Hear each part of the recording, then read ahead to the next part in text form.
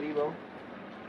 जैसा ये गाड़ी 4,30,000 किलोमीटर चल गई है, तो इसका बहुत सारे लोग जो है ऑयल चेक करने में बड़ा परेशान होते हैं जब नया ऑयल डलवाते हैं।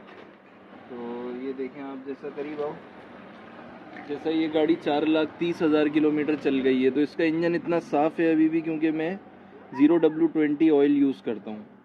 तो इसका चेक करने का क्योंकि नज़र नहीं आता, तो सबसे पहला काम क्या करना है, आपने इसको साफ़ करना है और एक टिश्यू ले लेना है, उसको ऐसे फोल्ड करना है।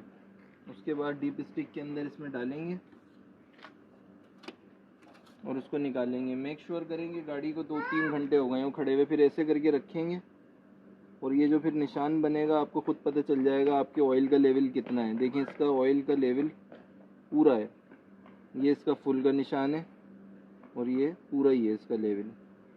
तो ये ऑयल इतना साफ़ है, 500 किलोमीटर गाड़ी चला भी लिए ऑयल को डालने के बाद, तब भी इतना साफ़ है। तो ये होता है जेन्युइन ऑयल। उसकी बायो में यूट्यूब का लिंक है, तो उस पर जाके सब्सक्राइब करें।